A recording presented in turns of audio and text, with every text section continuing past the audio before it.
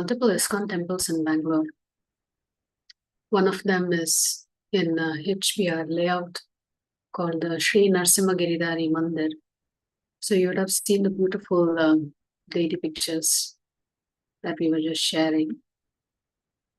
And multiple ISKCON temples in and so we're very happy to bring this program to you.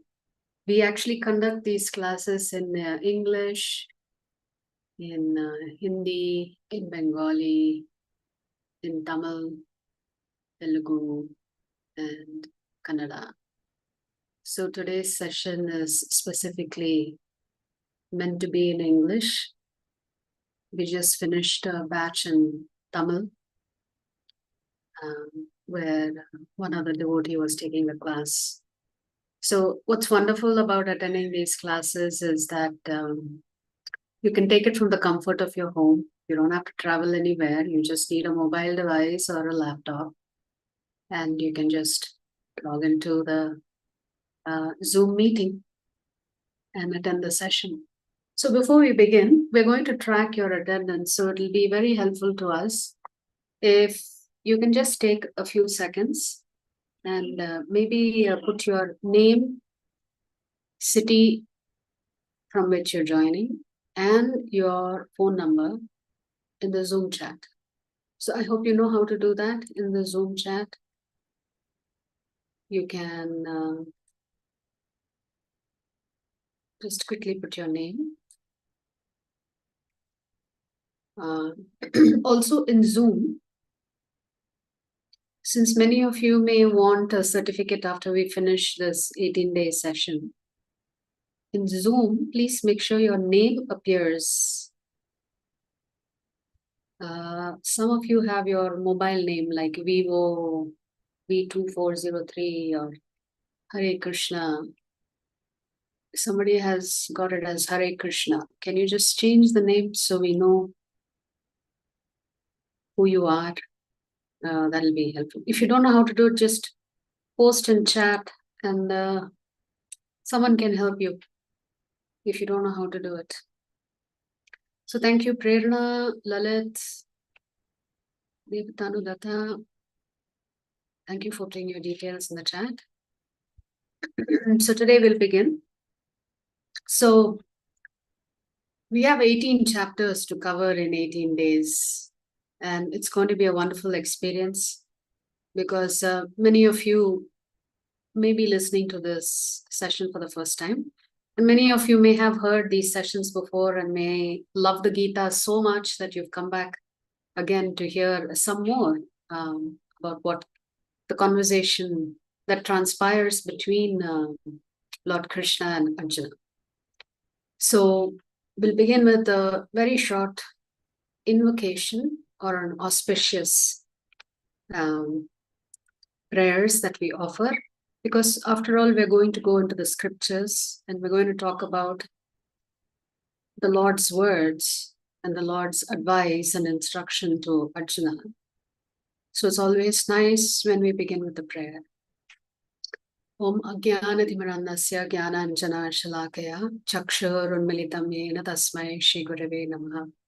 Nama Om Vishnupadaya Krishna Preshtaya Bhutale Srimate Bhakti Vedanta Swaminiti Namine Namaste Saraswati Deve Gauravani Pracharine Nirvishesha Shunyavadi Paschakadeshatani.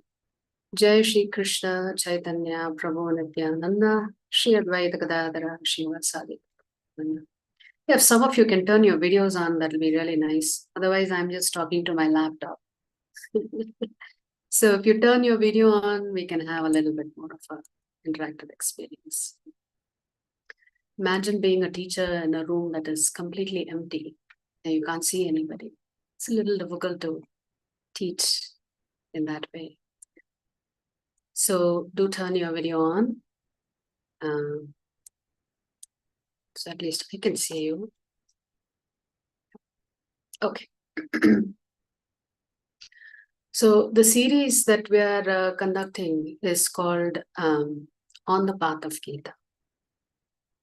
Now, generally speaking, many of us may have read the Bhagavad Gita or may have learned some shlokas from the Bhagavad Gita. I'm sure if I ask you a couple of shlokas, many of you would know what shloka that you would like to recite. So many of us are definitely familiar with the Bhagavad Gita. But this particular Bhagavad Gita, the commentary to the shlokas were written by His Divine Grace Srila A.C. Bhaktivedanta Swami Prabhupada. He is actually the founder Acharya of ISKCON.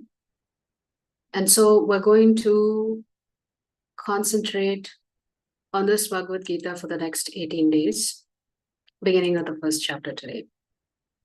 What is the name of today's chapter? Did any of you notice something in the message that was posted? What is the name? Karma. Karma Yoga.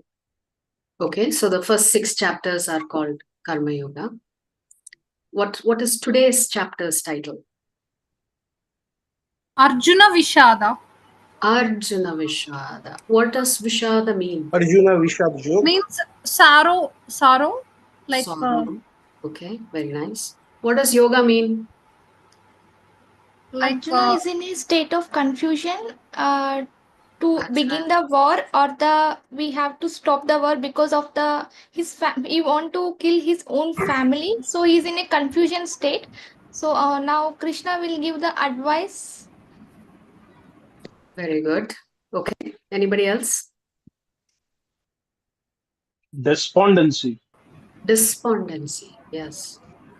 So that's a big word. Despondency means desperate almost. You don't know what's the right thing to do, what's the wrong thing to do. So how many of you have had situations in life where you don't know what decision to make? How many of you have experienced that? everyone might be in their life. Everybody, right? At some point or the other, there is something that goes on in your life where you're really not sure what decision to make. And it may be as simple as which job to take, or it may be as complex as what to do. Should I have a surgery or not? You know, if the doctor tells you you're an early stage cancer, then you have to make a decision. And decision making is very, very challenging for us.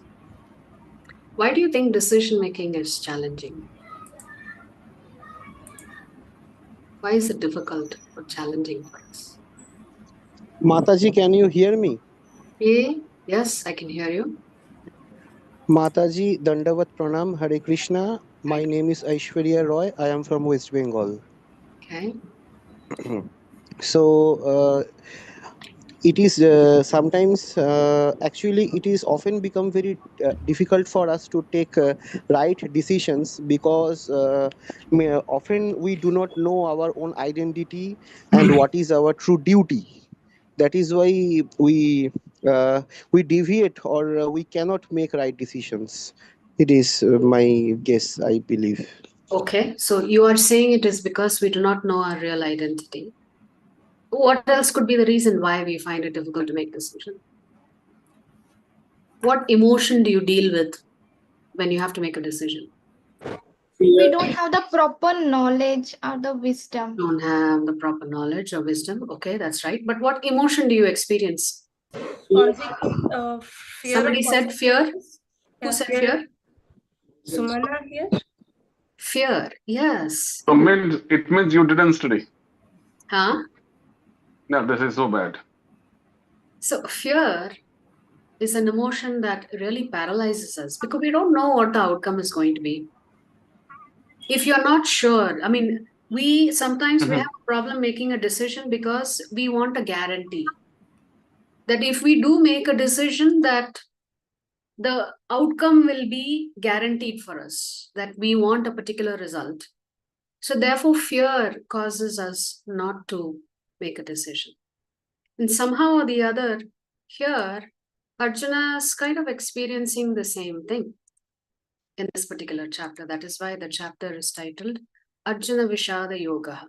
So it's no surprise that for us in life's journey, we're going to have ups and downs.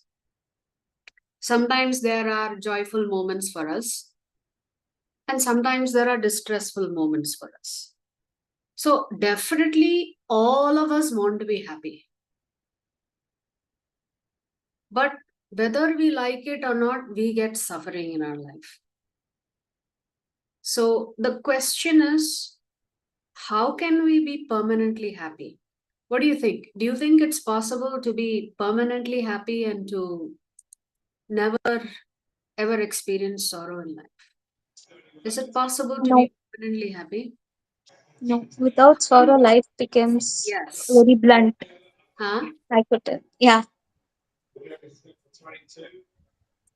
How many of you feel it's possible to be happy all the time? Yes, we can. Mataji, may I? Yes. As per our Vaishnava philosophy, this world is a Maithunagar. It is kind of a prison. So it is not possible for any of us to become truly happy in this world, in Okay. this mundane world, in this stula prithvi, I mean. Okay. And I See, am it's not 37 years of possible. So I have age. a question for you. Yes, If it's Mataji. not possible for us to be happy because this world has its ups and downs, then why should we read Bhagavad Gita? Because Mataji Bhagavad Gita teaches us that we find happiness in wrong things. We Okay. find happiness in sensual gratification, in money, wealth, position, etc. etc. That Mhm. is why we never become happy permanently. I can be happy or successful for 1 week, 2 week, or 1 year or 2 year, but no one can guarantee that I will be happy for the rest of my life. Okay. All right. So someone has posted in chat, what is happiness exactly? Okay, so that is what we are going to get to the crux. So is it possible for us to be happy in life? That's the question we are going to grapple with. And that's what Arjuna is also dealing with. So typically in our life, we may have so many questions, like who am I? Who's God? Uh, where did I come from? And when I die, where am I going to go? If there is a God, then what's my relationship with him? What's my purpose in life? What am I supposed to do? If I want to be happy all the time, what's my purpose in life? And why is there so much, what can you call it? Suffering. Even if you are happy, you see so many other people suffering. And sometimes when you suffer, you will ask the question, why me? So, to get to the answers to these questions, we have scriptures. So, that is the importance of scriptures. The answers to these questions are there in the Bhagavad Gita. Who is God? Who am I? What's my relationship with God? Why am I suffering? What's the purpose in my life? And why is there so much inequality? Some people are very, very wealthy, some people are very, very poor. So, for most of us, we are looking for some answers to some of these questions. So, in these 18 days, you will definitely get some of the answers. You may not get all the answers because to get all the answers, you really have to be a very good student of the Bhagavad Gita. You have to keep reading it and listening to classes again and again and again to get the answers that you're looking for. But we can certainly make a start with today's session. And we have some very interesting questions for you. So my first question here is, you see a picture of the doctor here. Why do we go to the doctor? What's the purpose? Why do we To go? express our problem, what we are suffering. Okay, so we have some physical ailment or mental To be ailment. Mental disease health. free. To Sorry, be disease right? free. To To be disease free. be disease free. Yes, very good. So that means you're looking for a cure then, correct?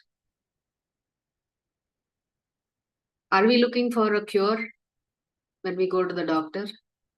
We want to, Yes, Mataji, yes. yes, we want an end to our suffering.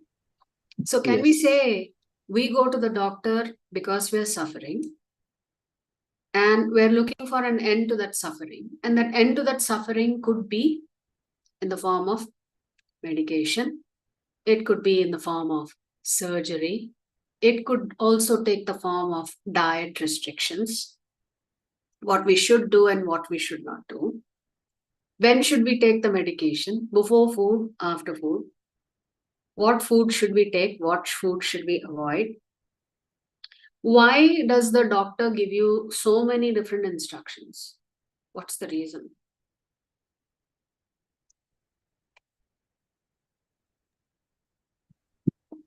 Because there is a problem, there is an ailment. Yes. Yes.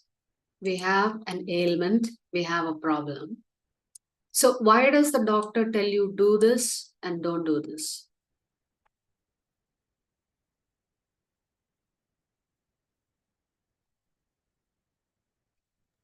Why does, Doing so and so will cure my problem, and if I don't hit to doctor, my problem will be more critical. okay, very Because nice. he knows what is the Ah, exact problem. he is able to identify the problem Yes. because he is expert in it, and he is able to recommend a solution, and he wants you to get better, and you want to get better, and therefore you follow his instructions, you follow his prescription.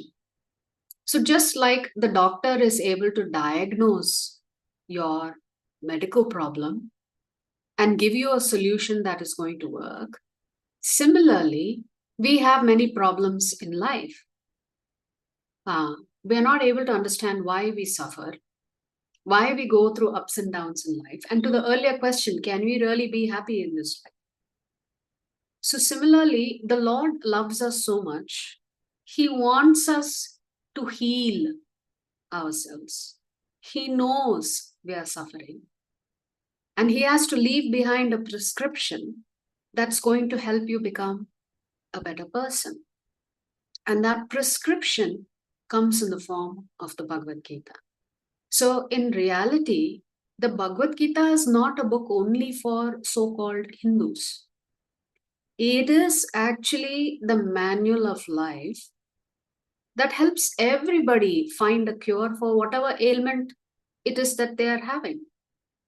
I mean, we have different diseases. We have relationship problems. We have financial problems. We have emotional turmoil. We may have health issues. So definitely we need a cure for all of this. Yes, there is a physical cure. When you are diseased, you go to the doctor and find a solution. He writes a nice prescription. He may do a surgery, etc. But what about some more critical problems where a doctor can't solve it for you? So if the doctor can't solve the problem, then there must be an ultimate doctor who can solve your ultimate problem, which is why we all suffer.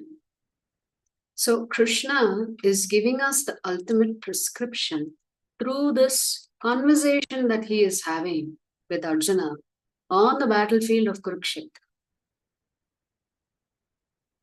Krishna wants you to be happy. He does not want you to suffer. That is for sure. So the ultimate prescription for everlasting happiness is there in the Bhagavad Gita. Yeah.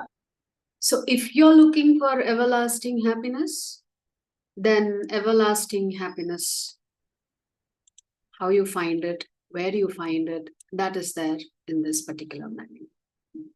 So he is telling us what we should do, what we should not do,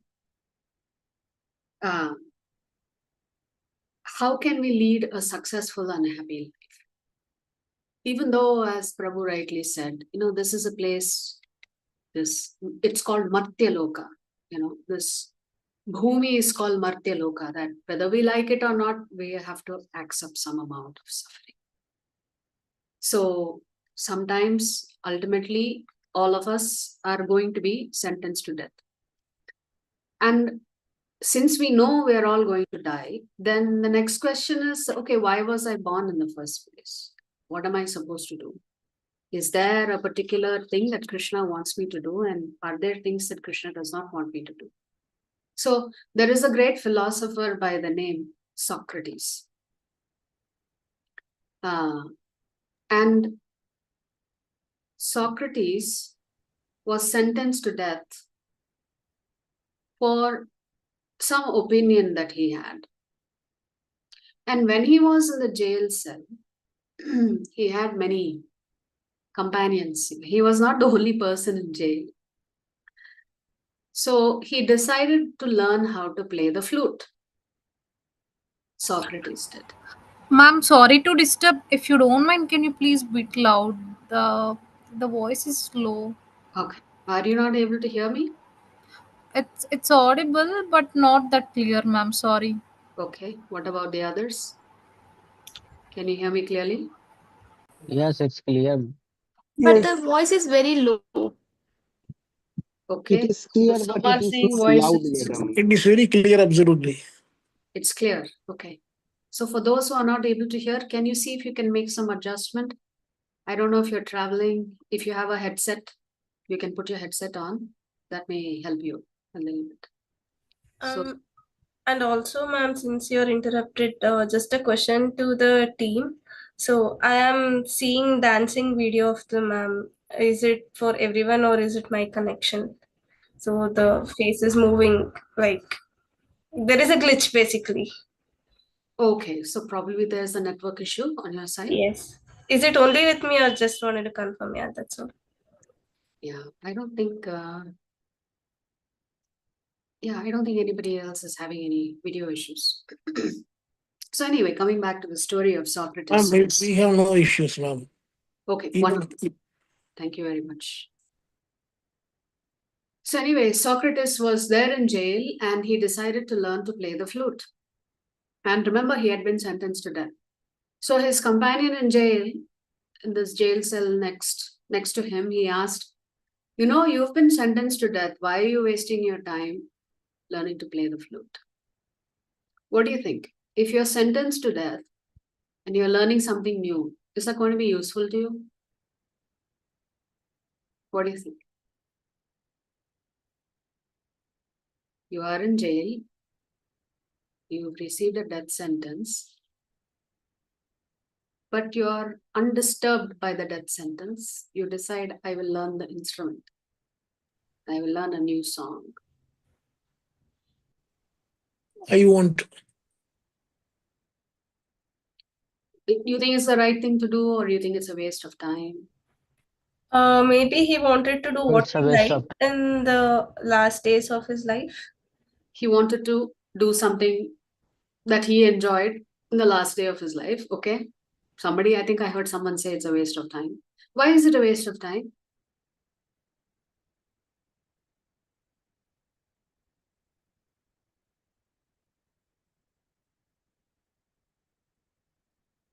that happiness will not be permanent.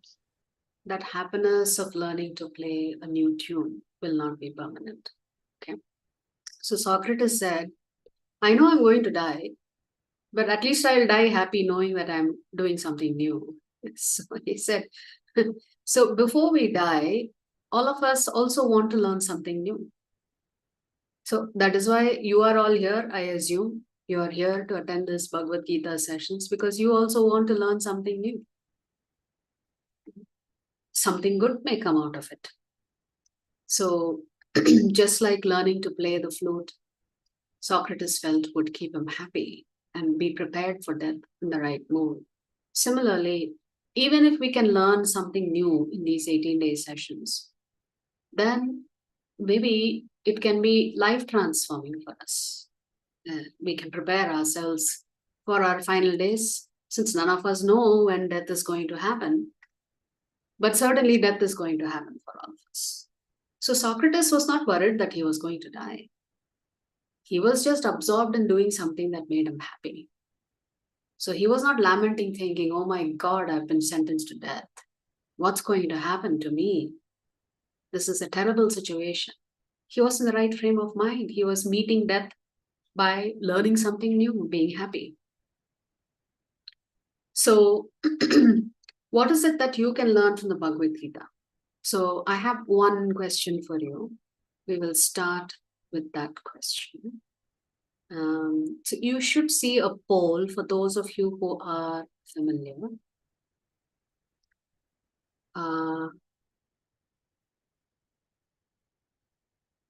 Yes. Can you see the questions?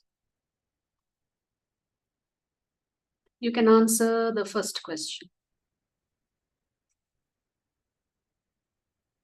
Can you see the poll? If you're on your phone. No, Mataji, we cannot see. Okay. If you're on your phone, there will be 3 dots on your menu. You go to those 3 dots, there'll be an option called polls, quizzes. Just check on that.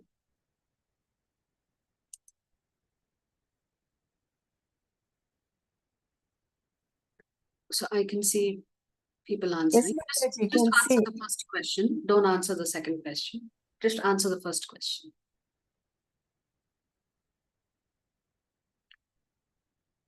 So my question was, what is happiness? Somebody asked that question. How do you define happiness?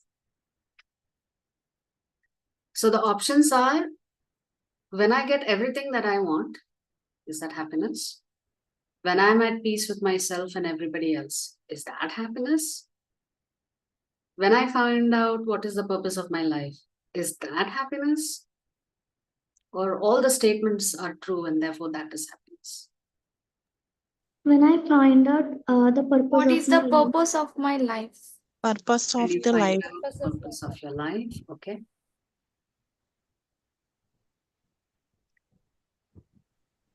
That is happiness, okay? Many of you are answering the questions and the majority of you have selected, when I find out what is the purpose of my life. That is actually true happiness.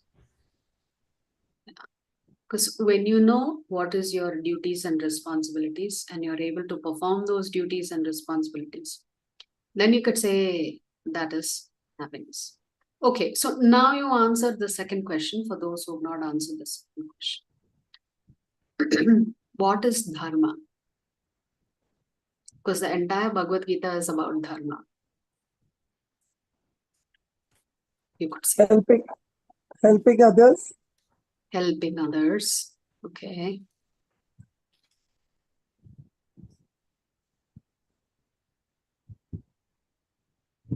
Differentiating the right from the wrong.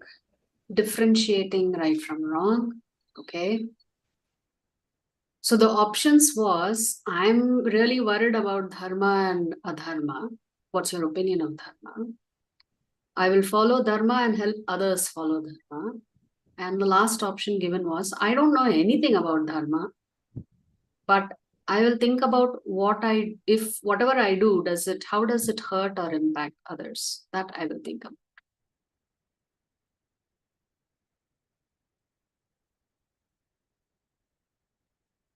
Okay. So majority of you are saying, I will follow dharma and help others follow dharma. Okay. So in reality, none of us know what dharma is. The dharma is an extremely complicated topic. So it is not easy to understand what is right, what is wrong. Some of it may think, okay, it is common sense. I know what I'm supposed to do. I know what I'm not supposed to do. But every situation in life is not like that. And because we're going to learn about what is dharma, let us also take a little small sankalpa that we will all chant this Hare Krishna Mahamantra for the next 18 days, at least 3 times before each session starts. so that we can get into the mood of hearing from Krishna about what his opinion of dharma is and how complicated dharma is. As we go through these 18 chapters, we'll realize that. So let's all chant the Hare Krishna Mahamantra together. Hare Krishna, Hare Krishna. Hare Krishna, Krishna Krishna, Hare Hare. Hare Hare, Hare Hare Rama, Hare Hare Ram, Rama, Ram Rama Ram, Rama, Hare Hare Hare. Hare. Ram Hare Ram, Four Krishna, times. Hare Hare Krishna, Krishna, Hare Hare Krishna, Hare. Krishna Krishna, Hare Hare. Hare Hare Rama, Rama, Hare Hare Rama, Rama, Rama Rama Rama, Rama, Hare Hare. Hare Hare. Hare Krishna, Hare Hare Krishna, Hare Krishna, Krishna, Krishna Krishna Krishna, Krishna, Hare Hare Hare. Hare. Hare Ram, Hare Hare Rama, Ram, Ram Hare Ram, Rama, Hare Rama Hare. Rama, Hare Hare. Very nice. So this is the sankalpa that all of us have taken, that we will at least recite this mantra 3 times before the beginning of each class. And let's also pray that we will all have the determination and the strength to attend all 18 sessions. There'll be a lot of distractions in life for you as we go through these 18 chapters. So let's also pray that you should find, somehow Krishna should guide you and give you the strength to attend all of the 18 sessions. So that is a sankalpa also we can take. So in these 18 chapters, there are a total of 700 verses in the Bhagavad Gita. In today's chapter, you would have noticed that there are how many verses in the first chapter? It was there on the photograph that we sent you. 47 verses. 47 shlokas are there. So these 18 chapters consisting of 700 verses can be broken down into 3 sections. And as someone said, the first section is called Karma Yoga, which is the first 6 chapters of the Bhagavad Gita are called Karma Yoga. Then the middle 6 chapters are called Bhakti Yoga. And the final 6 chapters are called Jnana Yoga. So 6 plus 6 plus 6, 18 chapters. So for the next 6 days, our focus is going to be on Karma Yoga. But before we even get to Karma Yoga, we need to figure out what is actually happening on the battlefield. What does chapter 1 look like? So this is the summary view of the chapter. What's happening in the first 11 shlokas? In the first 11 shlokas, the battlefield is briefly being described. Then from shlokas 12 to 20, apparently, even before the war has begun, there is indications that Pandavas are going to win. How's that possible? How do we know that the Pandavas are going to win? So there are some shlokas relating to that from from shloka 12 to 20. Then, although Lord Krishna has not spoken yet, he will only speak for the first time. Rather, the Bhagavad Gita actually starts in chapter 2 in shloka 11. So the first chapter is just describing the battlefield, the naming of the warriors, the signs of victory, and how merciful Lord Krishna is. And the first chapter ends with Arjuna telling Krishna, I'm not going to fight. After all the trouble that they've taken over so many years to get their own kingdom, then getting some piece of land, making that land very, very successful, having a successful, luxurious kingdom with the capital at Indraprastha, and then losing it. And now coming to the point where Krishna says, we don't have a choice, we just have to fight now. After all that trouble, after so many years of trying, suffering, Arjuna is saying, you know what, Krishna, I actually don't want to fight. And he gives reasons. He doesn't just say, I don't want to do it. He tells us why he doesn't want to fight. And we look at those reasons that Arjuna has given. So the entire Bhagavad Gita, it begins with Dhritarashtra Uvacha. So this is the only verse in the Bhagavad Gita where Dhritarashtra is speaking. After that, it is Sanjaya. Maybe a little bit Duryodhana, you'll hear from him today. then Krishna and Arjuna. So what is Dhritarashtra's mood? In the first section, there are subsections. Then who are all the soldiers who are there on the battlefield, both from the Pandavas side and the Kauravas side? So if Dhritarashtra has a mood, then definitely the son also has some mood. Duryodhana also has a mood. So we're going to find out what is Dhritarashtra's mood and what is Duryodhana's mood. So let's look at the first shloka. The first shloka is recited as follows. Dhritarashtra uvacha dharmakshetre kurukshetre samapeta yuyutsavah mamakav pandavas chaiva kimakurvata Sanjaya. Dhritarashtra said, O Sanjaya, after my sons and the sons of Pandu assembled in the place of pilgrimage at Kurukshetra, desiring to fight, what did they do? So this is how the Bhagavad Gita actually begins in the first chapter, with Dhritarashtra asking, Hey Sanjaya, what actually happened in the battlefield? Now, what is the reason that Dhritarashtra is asking this question? He's sitting in the palace. You can see in the image here. Sanjaya has divine vision. So Sanjaya can actually see what is going on the battlefield. So a live telecast is revealed to him in his heart. And therefore Dhritarashtra is asking Sanjaya, explain to me what is happening on the battlefield.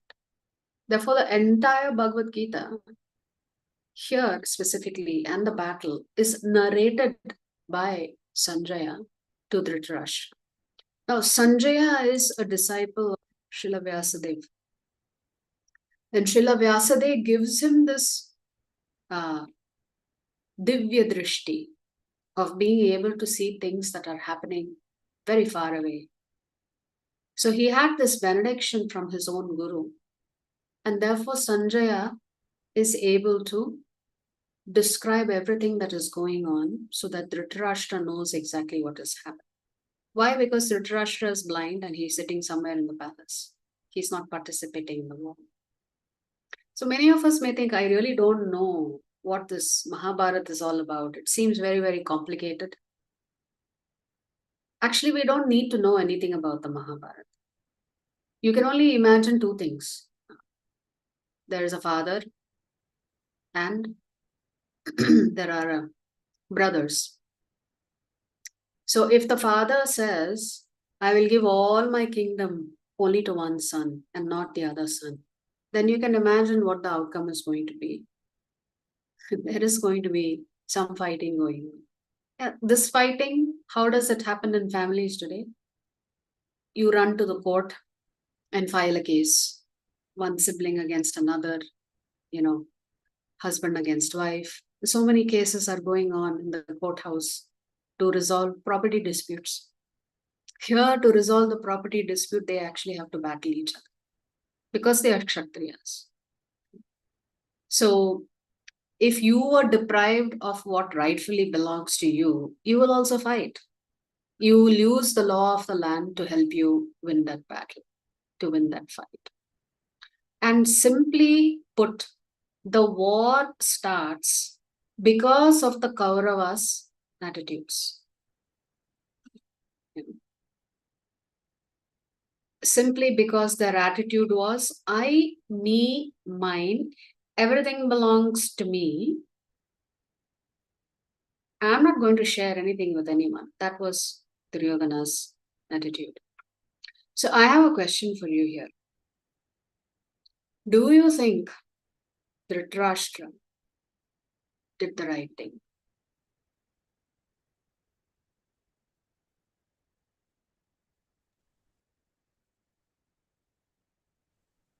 No.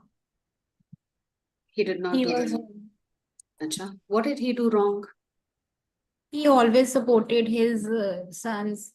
Though he knows that, he knows that they are wrong. They are not. Yes. Even though he knew his sons were doing wrong things, adharmic things, he could not stop them. He always supported his sons. And that's where the problem started, with parenting. Of all the things, parenting gone wrong. So now he's anxious. He's thinking, oh, what's going to happen to my sons? I hope desperately they are able to defeat the Pandavas. So Dhritarashtra is not only physically blind, but his love and affection for his children was so strong, it blinded him to the wrongs that they were doing. And because he did not correct them, he did not stop them, he did not advise them, counsel them, he ended up causing them more harm than helping them. So even for us, for those of you who are parents here, you can understand that parenting is a huge responsibility. Yes, having affection for our loved ones is important. But being blind to their wrongdoings is going to cause them greater harm if you don't step in and intervene. So this kind of indiscriminate affection can cause a lot of problems, not just for the parent, but also for the children's future. So this kind of partiality, just because they are your child, you are unwilling to accept that perhaps your child did something wrong or is doing something wrong. This can create havoc in the child's life in the future. So the doubt that Dhritarashtra has here is that, how does he start? Dharma kshetre kurukshetre. See, he understands that Kurukshetra is a holy place. It is a holy place, and the father of Dharma is personally present there in this battlefield. So he has a slight doubt. Can my sons succeed, considering one, this battle is being fought in a holy place, two, the father of Dharma himself is there. If the father of Dharma, who's the father of Dharma? Shri Krishna. Shri Krishna. If the father of Dharma is there, what are the chances that his sons will be successful? So that is the doubt that Dhritarashtra has. So for us, the lesson is, yes, we must have love and affection for our children and for our family members. But if they're doing wrong, we should stand up and we should talk about it. We should question what they're doing. We can't get into a battle, but we have to stand up for what is right. So then, this is the second section. So from shlokas 2 all the way to 11, sorry, this is the first section. This outside of the first shloka where Dhritarashtra is expressing his nervousness about the battle by asking what happened. What happened? Obviously, two armies are gathered opposing each other. They are going to fight. That's what is going to happen. So then Duryodhana starts speaking and he begins to boast about the people on his army. And also he begins to praise great warriors on the Pandavas side as well. So who had 7 Akshauhini and who had 11 Akshauhini? Who had the larger army in this battle? Kauravas or Pandavas? Kauravas. Kauravas had more, right? And we found, huh? Yes, so Kauravas had a larger number, strength on their side, and the Pandavas had the smaller army. But nevertheless, there were great warriors on both sides. So let's look at what is the definition of an Akshauhini. An Akshauhini precisely has these numbers.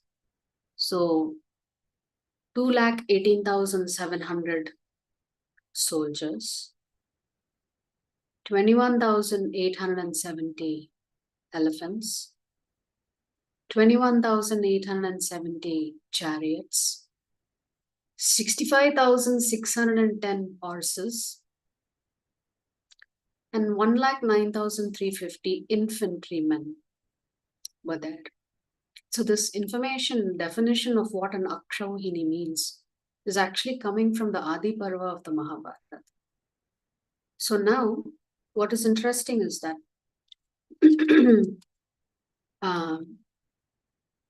even though the Kauravas had a much larger army on their side, still they were pretty much defeated. So what happened is that when Krishna went on that peace mission and Duryodhana tried to arrest him, Krishna shows his universal form to Duryodhana. See, even then Dhritarashtra did not stop him. Can you imagine trying to arrest Krishna? So at that time, Krishna said, you will face death at the hands of that person who will tear apart your thighs. And I think Duryodhana would have instinctively understood who that person is going to be, who's going to be the cause of his death. So anyway, the Narayani Sena was chosen by default and was given to Duryodhana. Because after the Shantidut mission was not very successful, Duryodhana was upset that Krishna went and stayed with Vidura, although he was the king, so to speak, and he had, laid out a very grand reception, a lot of opulent food, opulent clothes, everything, and Krishna simply politely declined. Krishna said, I am not hungry. Why did Krishna say to Duryodhana, I am not hungry to come and stay with you? Why? I have no hunger to come and dine with you. Think Because about it. Mataji, Duryodhana was not dharmic, he was very corrupted. That is why Lord Shri Krishna did not have any desire to dine with him. Okay, he was very what? Sorry? Corrupted, Corrupted. vile, Okay. villainous. Okay, yeah. That's a good reason. Why do you think Krishna did not go? He was not a devotee of Krishna. There was no love in Duryodhana's heart for Krishna. Krishna will only go where there is love for him. And who exhibited that love and where does he end up staying? Vidura. With Arjun, with Pandavas. He stays in Vidura's place. Vidura had a very simple cottage, yet Krishna stayed there. And the wealthiest person on earth at that time, Duryodhana, was inviting Krishna, and Krishna said, no thanks, I'm not hungry. I'm not hungry because you don't have any love for me. So what is it exactly that you're going to feed me? So anyway, after the Shantadut mission happens, then Duryodhana and Arjuna go to see Krishna all the way in Dwaraka. Who arrives first? Duryodhana. Duryodhana arrives first. And what does he find? Krishna is sleeping or resting. So where does he sit? On his head. Beside his head. At his head. Not Krishna's head. Arjuna comes a little later. So Arjuna is sitting at the lotus feet of the Lord. And when the Lord wakes up and sees both of them are there, he's surprised. He's saying, what are you doing here? How can I help you? And of course, Duryodhana wants to go first in asking whatever he wants because he got there first. But Krishna says, I saw Arjuna first. Then Duryodhana says, no, I came here first. You may have seen Arjuna first, but I came here first. So I should make the first choice. Krishna said, no, Arjuna is younger to you. He will make the first choice. Can you imagine the nervousness of Duryodhana knowing that Arjuna is going to make his first choice? So Krishna asked Arjuna, what do you want? How can I help you? And what does Arjuna select? He says, my dear Krishna, if you are on our side, that is more than enough for us. That means Arjuna chose an unarmed Krishna over the Narayani Sena. It is said that the Narayani Sena had 100 million soldiers, and the Narayani Sena itself had 11 Akshauhinis. This is Krishna's army. So, by default, Duryodhana was relieved. Thank God. This Arjuna is so stupid. He selected Krishna. He could have selected the Narayani Sena, but then he ended up selecting Krishna, and that to Krishna unarmed. So definitely, Duryodhana thought, oh, my victory is guaranteed. Because he knew that Krishna's army was very, very powerful. So, now that Krishna had said, okay, my army will fight on the opposing side, Krishna's own brother, Balaram, was opposed to this. So there were 4 different clans that were heading different Akshauhinis. And so they had a debate. What is the debate? Krishna has ordered us to fight on the Kauravas side. Should we obey Krishna or not? What do you think? Do you think they obeyed Krishna? Yes. They did? Okay. So out of 11 Akshauhinis that Krishna had, only 2 of them fought in Mahabharata. 9 of them said, we are going to disobey Krishna. We don't care for this battle. One reason is, we are not going to fight against Krishna. Second reason is, this war itself is just crazy. 2 families fighting with each other, or family members fighting with each other. So Lord Balaram and some of the other heads of the Akshauhinis decided they will not participate in the war. That means out of the 11 Akshauhinis, only 2 of the Akshauhinis of Krishna, of the Narayani Sena, actually fought. Out of those 2 Akshauhinis, Kritavarma or Kritivarma, he decided, I will obey Krishna. After all, Krishna is our Supreme Lord. I have to follow his instructions. So he says, yes, I will do exactly as what Krishna says. I will go help and support Duryodhana. The other Akshauhini, headed by Satyaki, he said, no way. I'm not going to obey Krishna's instructions at all. I am always going to be on Krishna's side. And therefore, Satyaki and his Akshauhini fought on the side of the Pandavas. So,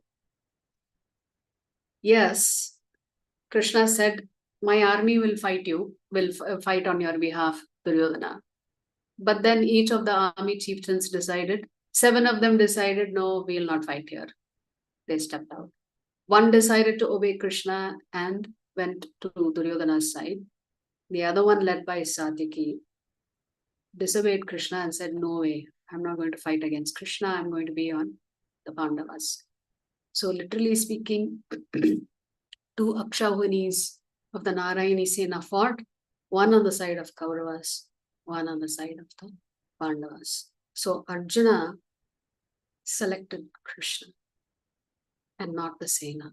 Why? Why did he select Krishna? He chose dharma. He chose dharma. Okay.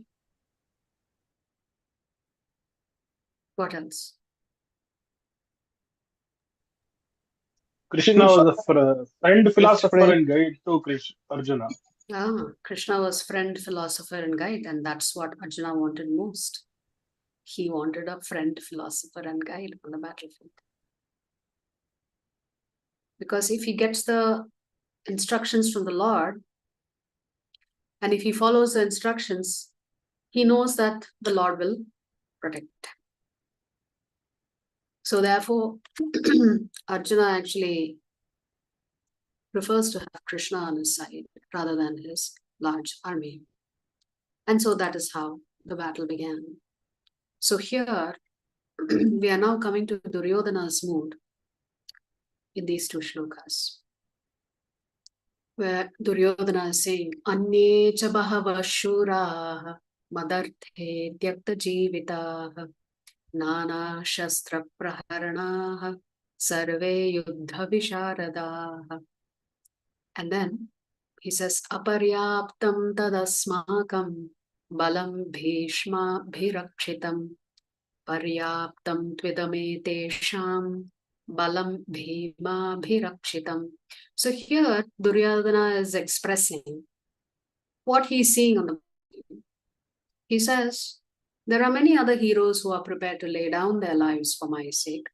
All of them are well equipped with different kinds of weapons and all are experienced in military science. So when Duryodhana says, see what a great army I have and soldiers I have and heroes I have on my side, they don't care for their life. Therefore, they are ready to lay down their life for me, he says. They are experts in fighting. They don't mind dying. They don't mind dying for me. In the next shloka, he's saying, our strength is immeasurable and we are perfectly protected by grandfather Bhishma. Whereas the strength of the Pandavas, carefully protected by Bhima, is limited. So there is no comparison between Bhishma and Bhima. But still, Duryodhana is including Bhima in the shloka because his mind is focused on what Krishna said. That your cause of death will be at the hands of Bhima.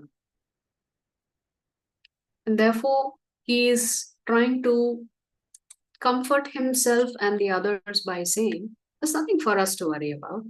Bhishma Dev is there on our side. What's there to worry about? So what emotions is he exhibiting in these two shlokas? One, in shloka 9, he's exhibiting his selfishness by suggesting that everybody is ready to lay down their life for him because he is such a great warrior, such a great king, such a dharmic person, or at least he was thinking he was dharmic perhaps. And also showing his conceit. So what is the lesson for us here?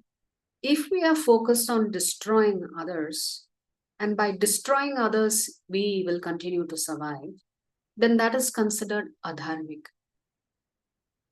So no matter how powerful you are as a human being, no matter how rich you may be, there is no guarantee that those two things lead to success. So essentially, Krishna is going to establish that ultimately only dharma can save us. But then as we asked in the poll, what is dharma? Dharma is a very difficult topic. It is so complicated. It is not easy to figure out what is right and what is wrong to do in any given situation because the situations are complicated. And it is complicated because our dharma varies depending on which ashram we are in and which varna we are part of. So dharma is not the same thing for everybody. The dharma of a king is very different than the dharma of a citizen. The dharma of a grahastha is very different than the dharma of a sannyasi. So dharma is a very complicated topic. It's not easy to understand. But then when we come to the second section here, we said there are certainly signs and indications that the Pandavas are going to be victorious. Now, the Bhagavad Gita, the Lord has not even started speaking. But already there are indications that the Pandavas are going to win. How do we know that? A few shlokas. So in the 19th shloka, Sanjaya is telling Dhritarashtra, Saghosho dharta rashtranam hridayane vyadarayat nabhascha pratibhim chaiva tumulobhyanunadayan the blowing of these different conch shells became uproarious, vibrating both in the sky and on the earth. It shattered the hearts of the sons of Dhritarashtra. So now the question is, okay, so the conch shells are being blown. Why is it only said that the hearts of the sons of Dhritarashtra were destroyed, but not the Pandavas? Why? It caused fear in the sons of Dhritarashtra's heart, but it did not cause fear in the Pandavas' heart. Why? Because Mataji, Dhritarashtra and yeah, you can. Mataji, आप बोलिए, please. You speak first. Yes, Diksha. Because Dhritarashtra, they know they are wrong. They did wrong with Draupadi in that, Ah, yes. And Pandavas are always, they are pure soul. Like since in the time of birth also, they never did wrong. They always with dharma. They always listen to what Lord Krishna says. Like they were always with him. And Draupadi act was very wrong. Like cannot imagine, even in this Kali Yuga also, we cannot imagine this, what that time what happened with a woman. That is very wrong act. Yeah. So the reason you said is right. Imagine if you hear a police siren on the street. If you've not done anything wrong, there's nothing for you to be afraid of. You will just pull over and wait for the police vehicle to pass you by. But similarly, if a robber is in the midst of a robbery and he hears a police siren, then that sound is going to really, really cause him a lot of disturbance. So similarly, this blowing of the conch shell is like that police siren for the Kauravas, definitely for the sons of Dhritarashtra. It created a lot of fear in their hearts because they knew they are about to face the consequences of the decisions that they have made up until now. So if the father of dharma is blowing his conch shell, then certainly it will put fear in the hearts of the adharmic people. Therefore, Sanjaya is saying directly to Dhritarashtra that it shattered the hearts of the sons of Dhritarashtra. So he is telling his king, Sanjaya is the minister. The word Sanjaya means victory. He is not holding anything back. He is telling Dhritarashtra, I think this is a bad news for your sons. So what are the signs of victory? One such shloka we read is about the conches. The conch shells of Arjuna and Krishna and the Pandavas are considered divine or transcendental. Second sign of victory is the father of dharma is there. Third sign of victory is Hanuman is flying on top of Arjuna's chariot. There is a sweet pastime of how Hanuman ends up on top of the chariot of Arjuna. Then the Adishta Devata, Sri Mahalakshmi, wherever Krishna is, she's always there.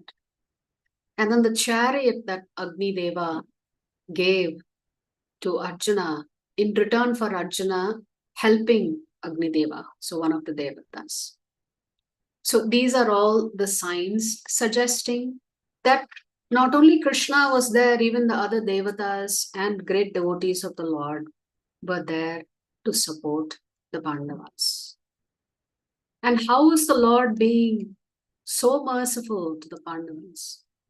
In this picture, you see that Arjuna is in the position of a master. Krishna is in the position of a servant. And therefore the master is instructing the servant. Arjuna uvacha senayor ubhayor madhye ratham sthapaya mechuta yavadetan niriksheham yodhu kamanavasthitan kairmaya saha yodhavyam asmin ranasamudyame. Arjuna saying, Oh Achyuta, O infallible one, Please draw my chariot between the two armies, so that I may see those present here who desire to fight, and with whom I must contend in this greatest trial of arms. So Arjuna is in the master's position, Krishna is in the servant's position, and therefore Arjuna is instructing Krishna, do this. Go take the chariot and put it in the middle of the battlefield. I really want to see who's coming. So Krishna is called Bhakta Vatsala. What is the meaning of Bhakta Vatsala? Why is Krishna called Bhakta Vatsala? Vatsa means calf, but Bhakta Vatsala is one who shows mercy to the devotees. Yes. So the word Vatsa means calf. Krishna is always merciful to his devotees. So merciful that he's ready to become the servant of his devotee. And on the battlefield, it is said that the warrior gives direction to the person managing the horse. And because the battlefield is a noisy place, you cannot speak and be expected to be heard on the battlefield. So the warrior will use his foot and place it on the shoulder of the Sarathi, of the driver, and tell him which direction he should move. So throughout the battle, Arjuna would use his foot, place it on Krishna's shoulder, indicating to him whether he should move left or move right or go straight. So the Lord is willing to do anything for his devotees, including playing potentially a subservient role of being the servant. But ultimately, whose instructions is Arjuna following? He is following actually Krishna's instructions only. Yes, on the battlefield, he may be telling Krishna, do this, do that. But he had so many doubts, and those doubts were actually clarified by Krishna before the battle actually begins. So there is a saying, Rakhe Krishna mare Krishna rakhe ke. If Krishna wants to protect you, nobody can touch you. If Krishna wants to destroy you, nobody can protect you. So if we seek the Lord's help, then certainly he will protect us completely by his causeless mercy.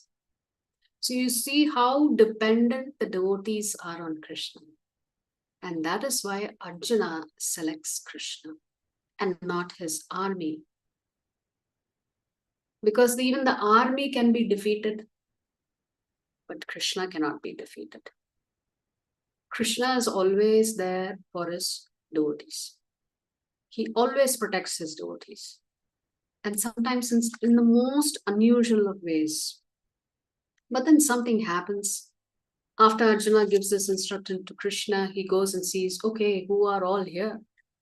And then he begins to lament, complain. How can I fight? And he gives all kinds of reasons. So one of the reasons here Arjuna is giving is, Aho batamahat papam kartum vyavasita vayam yadrajya sukhalo bhena hantum swajanam udyataha. Alas, how strange it is that we are preparing to commit greatly sinful acts. Driven by the desire to enjoy royal happiness, we are intent on killing our own kinsmen. So Arjuna gives many reasons. 4 reasons he gives in the first chapter, and the 5th reason he gives in the beginning of the 2nd chapter. So Arjuna is saying, hey Krishna, how can you expect me to kill my own friends and relatives? They may not care about me, but I deeply care about them. They may be greedy for a kingdom, but I am not. So you are asking me to fight and win this kingdom, but after winning the kingdom, how can I enjoy myself? Because when you are victorious, you want to enjoy it with you want to share that joy with your family members. So how can you share any joy after you've destroyed your whole family? Hence, Arjuna says, there's no point. You give me even the whole Brahmanda also you give me, I will not be happy if I have to kill my family members. So he's asking Krishna, what's the point? And after killing all of these people on the battlefield, I have to accept the karma of killing so many soldiers who are all innocent. So I don't want to commit such evil activities. So first, Arjuna is saying, I love my family. I don't want to kill them. If I kill them, definitely I cannot enjoy the kingdom. There'll be nothing left to enjoy. After I've killed them, I have to face the consequences of my karmic reactions. I'm not ready to do that. And if all these men die on the battlefield, it's going to destroy family culture. There will not be sufficient men to protect women in the future. So that's what Arjuna says. And then in the second chapter, the fifth reason that Arjuna gives is, I'm actually confused. I don't know what's right or wrong. Should I fight because I have to protect dharma? Or should I walk away because to protect dharma, I have to kill my own family? It's a very hard choice for me to make. So I was reading an interesting article today. I was watching some podcast, and the topic of the podcast was, this was two Americans talking to each other. And somehow the topic they were talking about was Bhagavad Gita. So the person running the podcast is asking the guest, do you really believe in the Bhagavad Gita? Do you really think all of this really happened? Do you think this Mahabharata war actually happened? Because it seems like a mythology. And so the guest responds, of course it happened. And the interviewer saying, oh, what's the proof? See, our brains are always seeking proof. If there's no proof, we can't believe anything. So, interestingly, I came across an article that supports that the Mahabharata indeed actually happened. That article is based on the demography shift. It is said in this battlefield,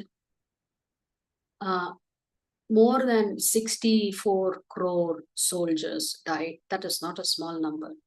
So this literally was World War, with the entire world taking two different sides and fighting it out.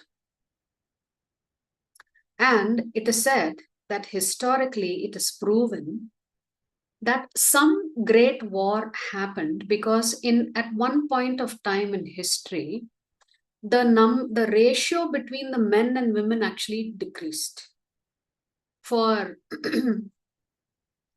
every male, there are so many females, but that ratio declined sharply like 3,000 years ago. So what do you think they concluded? There's only one conclusion you can arrive. Suddenly, how did so many men disappear from the face of the earth? And why was there such a sharp decline in the ratio between men and women? And they came to the conclusion that there was a great war that happened where many men lost their lives. And this war was the Mahabharata war. So if you actually are looking for proof, you can find proof. But for us, we have to have faith, so we're not worried about these things. So essentially, what can we learn from this? Arjuna does not want to inflict any harm on others.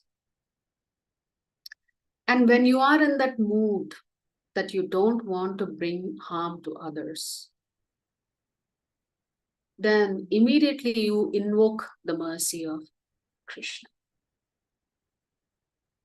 So therefore, Arjuna says, I'm not going to fight. And he drops his bow And he gives all of these reasons. So one of the questions that I had asked was, do you think Arjuna, in case you didn't answer the question, the poll is still up. My question was, do you think Arjuna's reasons for not fighting are correct? Is he giving valid reasons?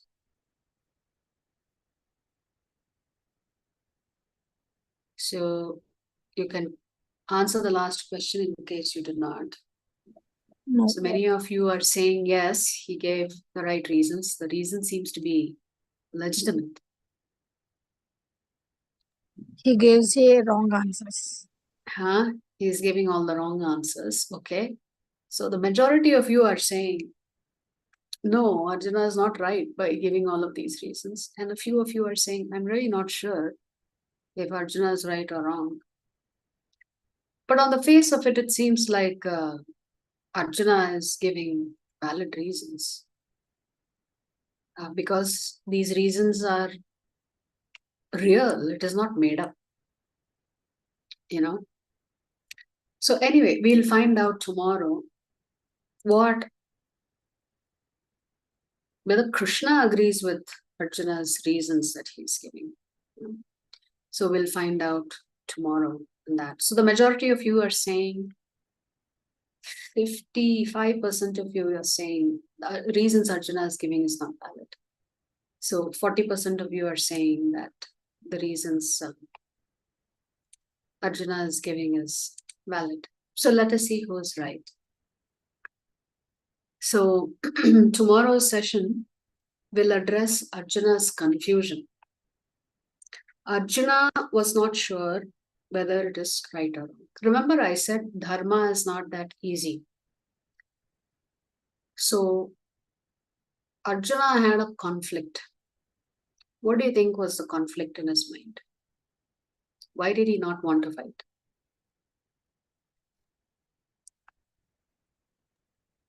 Yes, being a Kshatriya, it was his duty to fight. That is very right. It was his duty to fight. But what was the conflict that Arjuna was? Remember, we began the class by saying sometimes we don't know what decisions to make in life. I can't kill my guru. I can't kill my elders. I can't kill my grandfather, relatives. I can't kill people who I respected, worshipped, loved, I adore still, I look up to them. I can't kill them. But then, what is the other conflict?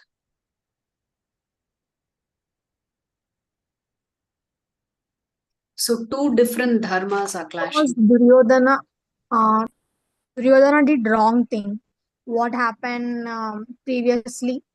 Yes. Draupadi Vastrabharana.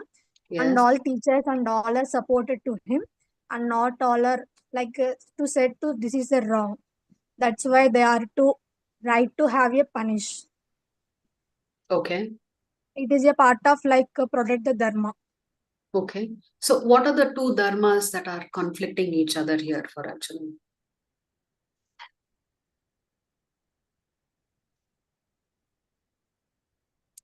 Two dharmas are directly opposed to each other here.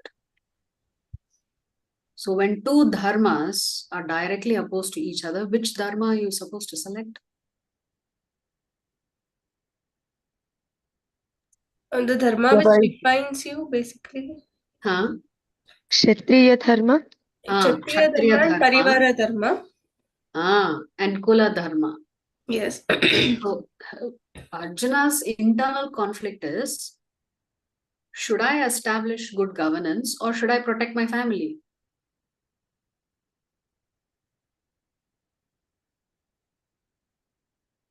But to establish dharma, I have to kill my own family. How can I do that? I mean, which human being will do that? Therefore, there are two dharmas conflicting with each other. And Kula dharma and Kula dharma and Kshatriya dharma. Yes. On the one hand, he has to take care of his own family. Even though they are his cousins and they may have done him wrong, how can he end up killing 100 sons like that? But on the other hand, Krishna said, but you have to re-establish dharma. That is the role of the Kshatriya, is to make sure dharma is being followed in society. Because if dharma collapses, then the entire society will collapse. So should he prioritize his family or should he prioritize his job responsibility? Do we not face such tensions also? For example, we'll give a smaller example. Let us say you've applied for jobs and you've got 2 offers. One offer gives you a lot of money, but you have to travel a greater distance every day. Say you have to travel maybe 25-30 kilometers to go work. You have another job offer that is closer to you at home. You don't have to travel more than 5 kilometers, but it pays you less. Anybody who has these 2 choices will be confused. What should I do? More money, greater commute, higher stress, or less money, less commute, less stress, maybe.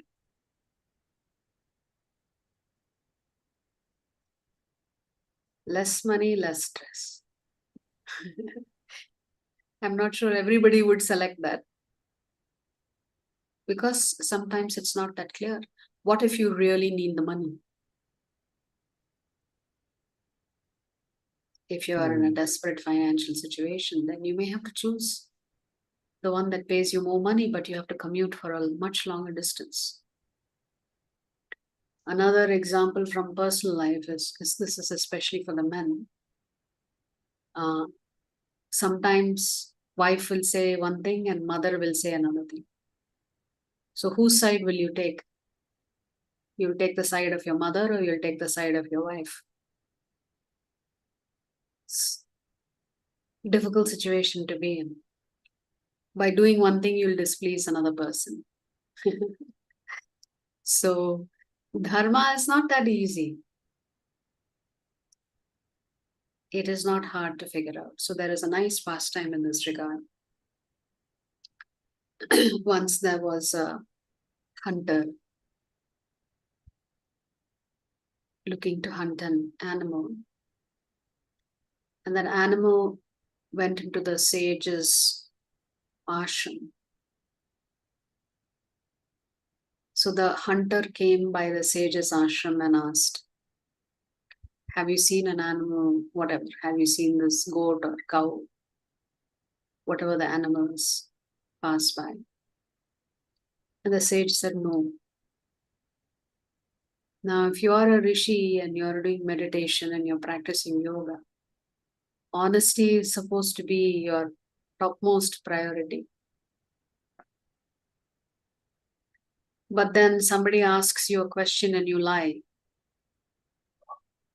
What were the 2 dharmas that were in conflict in this situation?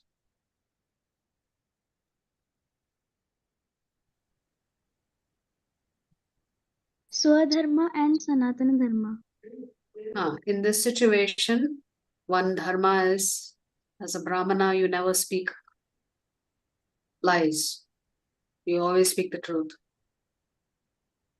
But here the sage said, I don't know where the animal is. I have not seen it. What was the other dharma that was conflicting? A dharma to protect the, like unprotectable. The dharma to protect the life of that animal, because the sage knew what the hunter was going to do. So which will take top priority, speaking the truth or protecting life? Protecting the life. So for the sage, the dharma, the higher dharma was to protect life. Similarly, for a kshatriya, the higher dharma is to protect dharma itself. So you see, dharma varies based on which varna and which ashrama you occupy. So a sannyasi's dharma will be very different than a grahasta's dharma. So let us say I am a merchant and I'm selling something. Can I lie about the product and say, this is the best thing you can get, it's high quality, whatever it is. If you take this, you'll have a long life, something like that. Can I lie as a merchant? Yes, because Yes. it's a job. It's a part of a job. Profession. So dharma says if you're a businessman, you're allowed to say such kind of lies by saying my product is the best on the market. For you, I'm not making profit, even though you're making a profit. So such lies are considered to be reasonable for a businessman. So therefore, you can say that dharma is a complicated topic. None of us know for sure what is right or wrong, because first of all, to know what is right or wrong, we first need to know what is our primary duty and responsibility. No? So here, Arjuna is confused. He's demonstrating his true compassion by not being able to tolerate the thought of losing Bhishma Dev, Dronacharya. People whom he loved, respected, he has to now kill. People who taught him, he has to kill. People who protected him, he has to kill. Simply because they're on the other side. They're on the opposite side. Yes. So we'll stop here. Thank you very much for joining us. If there are any questions, I'm happy to take them.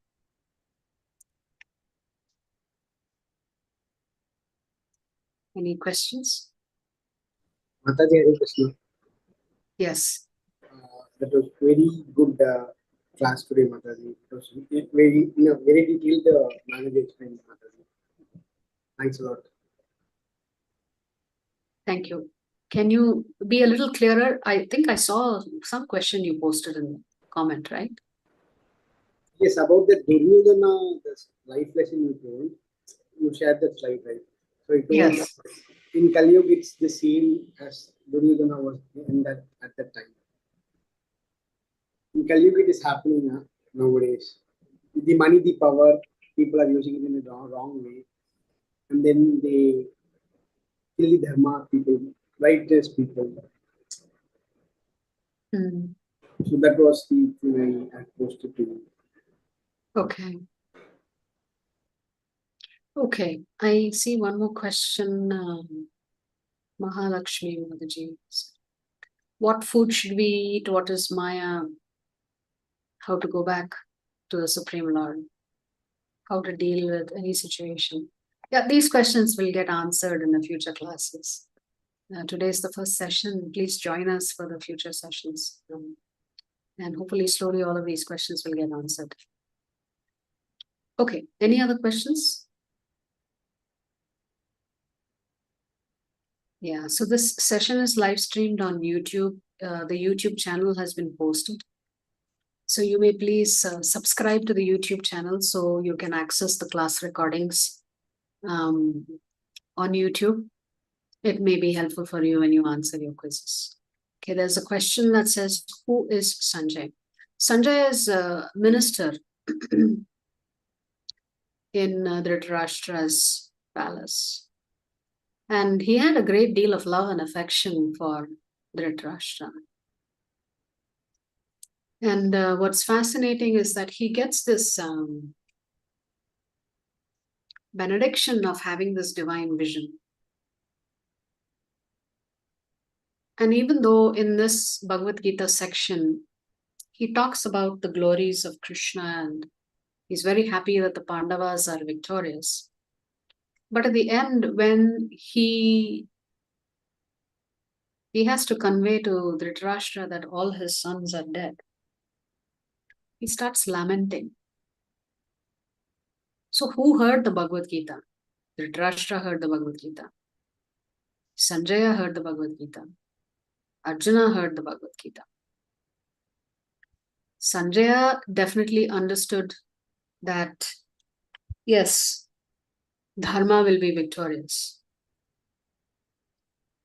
So he was given this benediction by Vyasadeva that as long as he does not lament, he will have this divine vision. So the minute he had to convey to the Dhritarashtra all his sons were dead, and he starts bemoaning the loss of the 100 sons of the Dhritarashtra, that's it, he loses his divine vision.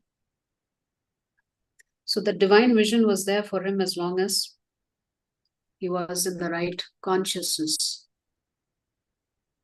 He understood dharma and why things were happening, the reasons and for which they were happening.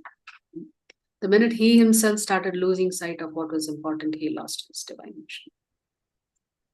So even benedictions have their expiration dates. Yes.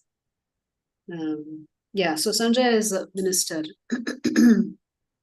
You could say personal secretary to Dhritarashtra. He had a lot of affection for Dhritarashtra.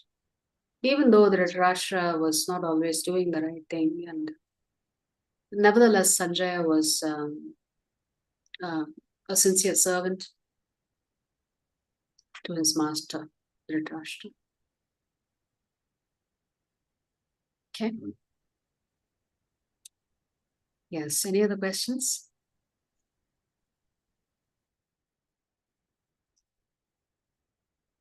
Okay, there are no further questions. So thank you again for joining us. We will see you again tomorrow for chapter 2. Yes, thank you. Hare Krishna, Mataji. Hare Krishna. You have a question? No, Mataji, thank you. Okay, thank you. Vancha kalpatarubhyascha kripa sindhubhyev cha patitanam pavanebhyo vaishnavebhyo namo namah. Anant Koti Vaishnava Vrinda ki jai, Jagat Guru Srila Prabhupada ki jai, Srila Gurudev ki jai, Shri Shri Gaur Nitai ki jai. Thank you very much. Looking forward to seeing you. Hari Bol, Hare Krishna tomorrow. Hare Krishna. Hare Thank Krishna, you. Mataji. Krishna.